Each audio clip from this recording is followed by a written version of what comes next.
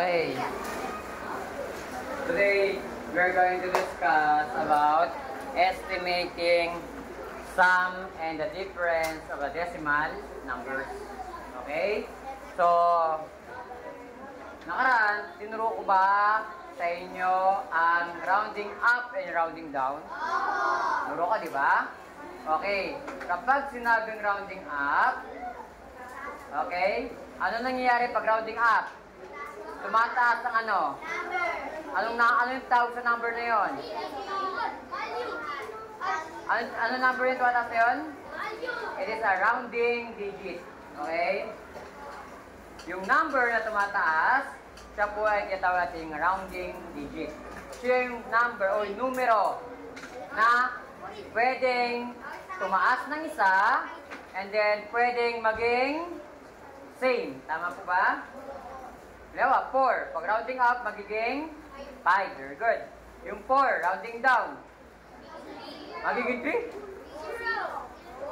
Yung 4, kapag yung 4, number 4, halimbawa yung katabi niya ay 3. Rounding up or rounding down? Rounding down. Ano mangyayari sa number 4? Magiging 4 pa rin, the same pa rin. And then the rest of the number will become 0. Okay. So for example, okay, estimating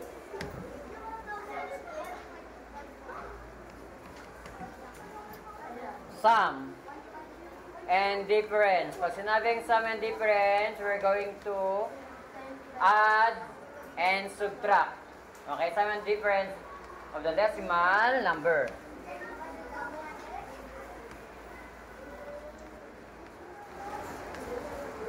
Okay? So, for example,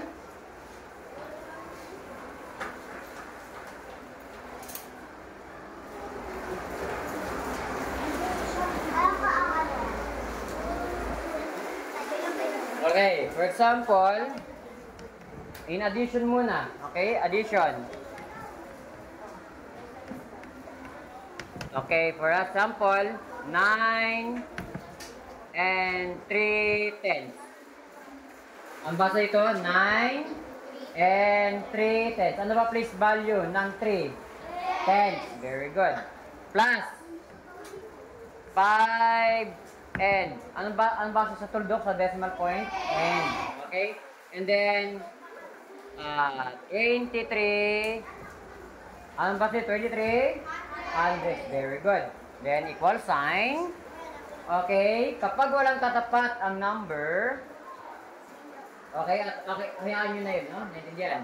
So, kapag mag-estimate tayo, okay, estimating, kailangan nyo nang ililipat sa kabila. Now, rounding up and rounding down. Ano katabi ng 9? 3. Rounding up or rounding down? Rounding down. Pag sinabing rounding down, the rounding digit will become 9.0 o kaya 9 lang siya. 9, 10, 0. Ganyan. Ibig sabihin, yung 9 mo magiging 9 pa rin. Hindi siya pwede maging 8. Tama ko ba? Pero nakita nyo, pansin nyo, yung 9 and 3/10 naging 9 na lang. Bumaba po ba siya? Bumaba. Ayun o. 9.3. And then 9.0. Bumaba, tumaas? Bumaba. Okay? Nag-down. Naintindihan po ba? Okay, next. 5 naman tayo. Ano katabi ng 5? Hindi, sa katabi niya lang muna. Sa right niya lang. 2. Rounding up or rounding down? It's a rounding down. Okay, ano mangyayari sa 5? 5 pa rin. Pag sinabi yung rounding down, the rounding digit, ito po yung rounding digit natin, yan, ay mag-remain or the same. Hindi magbabago, pero the rest of the numbers na kanyang katabi ay magiging 0. How many decimal places? 2. So, 10. Then, add. Then, plus. Naintindihan po ba? Okay. 9 plus 5. 40. So, yan po yun. Ang tawag yan ay estimating sum. Okay? Ang tawag ito ay estimating sum. Okay, estimating sum. Okay, pero kung tutusin niya na, ang totoong sagot nito, tingnan nyo na ka, ang totoong magiging sagot nito, di ba, mag-add tayo 0 kapag walang katabi. Okay, so 0 plus 3, 3. 3 plus 2, 5. Then, ganun ba agad? No, anong gagawin? Divide yung tuldok o the decimal point na tapat. Then, 9 plus 5. Okay, ito po yung real sum. Ibig sabihin, totoong sagot. Okay, pag pinag-add mo sila. Tama? Then, we're going to estimate. Nag-estimate ka lang kung anong possible na maging answer. Ito bang 14 ay malapit sa 14 and 5300? Yes, malapit po siya. Naintindihan po ba? Ganun lang po kasimple. Nag-estimate ka lang, anak. No? Kayang-kaya mo siya i-solve nang nasa isip lang, mentally. No? Ito kasi halimbawa, yan. 9 and 3/10 plus 5 and 2, 5 and 2300. Ay, loading yan. Pero pag nasa isip niya 9.3 or 9 and 3/10, ano katabi ng 9? 3.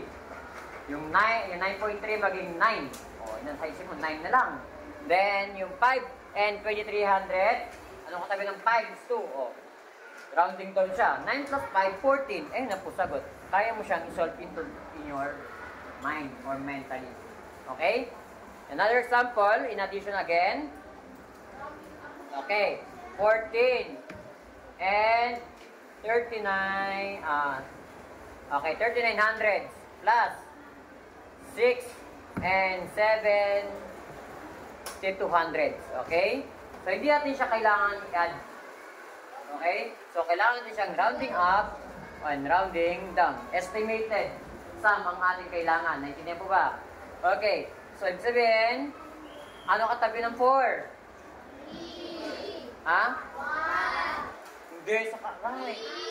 3. Rounding up or rounding down? Rounding down. Okay. Kopyahin yung number. Then, yung 14. Then, the rest of the number will become 0. Okay. So, yung 14 mo, 14 and 3900 naging 14. Bumaba. Tama? Lumiit. Bumagsak. Naintindihan po ba? Okay, next. 6 and 7200. Ano katabi ng 6? 7. Rounding up or rounding down? Rounding? Rounding up? Ano ba katabi? 7. Paano niyo ba nasabi na ito ay rounding up? Kapag ang katabi ng kanyang number or the right digit niya ay 5, 6, 7, 8, 9. Tama po ba? Oh, 7. Is rounding down or rounding up? Rounding up. Kapag mag-rounding up tayo, what happened? Ano nangyayari doon sa ating rounding digit o the rounding number? Yung 6 magiging, ano nangyari? 6 naging 7. Nagkaroon ng plus 1. Okay? So, 6 plus 1 is 7. Then, decimal point, how many decimal places? 2. 1, 2. Then, ito ba'y tumaas o bumaba? Tumaas mo ba? Tumaas. So, yung 6 naging 7, ibig sabihin tumaas. Okay, so ibig sabihin, bring down, then 14 plus 7 is 21. Okay, so ibig sabihin, ang estimated sum natin is 21. Okay,